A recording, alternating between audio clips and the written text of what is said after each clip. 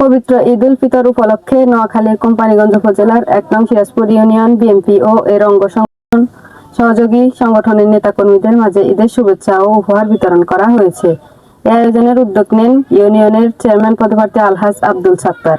তিনি বলেন, নির্বাচিত হলে ১ নং সিরাজপুর ইউনিয়নকে একটি মডেল ইউনিয়নে রূপান্তরিত করবেন।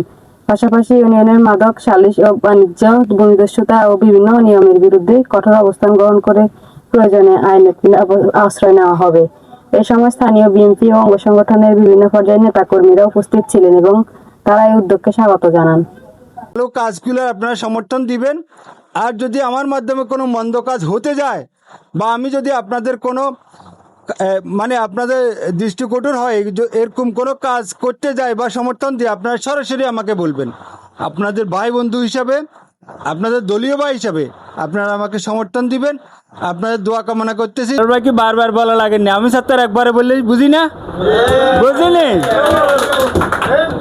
আপনারা আপনাদের কাছে শুধু এইটুক চাচ্ছি, আল্লাহ যদি ইচ্ছা করে, আল্লাহ যদি সুযোগ করে দেয়, আমি সিরাজপুর ইউনিয়নকে একটা মডেল ইউনিয়ন তৈরি করবো ইনশাআল্লাহ।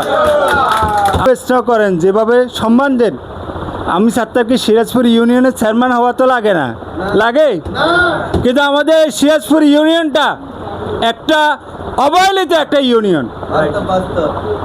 এটাতে যারা দিন দুপুরে যারা কি করে বিভিন্ন খারাপ কাজের সঙ্গে জড়িত হয়, যারা সালিশ বাণিজ্যের সঙ্গে জড়িত হয়, তারা এটার দায়িত্বে থাকে।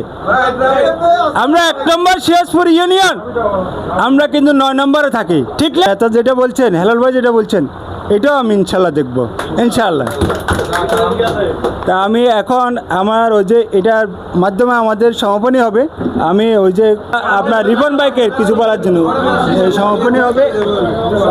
দল বিএনপি ১ নং সিরাজপুর ইউনিয়ন কর্তৃক আয়োজিত আফরোজা ব্রিক ফিলের তত্ত্বাবধায়ী আব্দুল সাত্তারের উদ্যোগে আমাদের বিভিন্ন ওয়ার্ডে বিএনপি যুবদল ছাত্রদল নেতৃবৃন্দের জন্য ঈদের উপহার যে আজকে বন্টন করা হচ্ছে। আমি বিভিন্ন ওয়ার্ড থেকে আগত বিএনপি যুবদল ছাত্রদলের নেতৃবৃন্দকে সিরাজপুর ইউনিয়ন বিএনপির পক্ষ থেকে আন্তরিক ধন্যবাদ, মোবারকবাদ এবং ঈদ মোবারক জানাচ্ছি।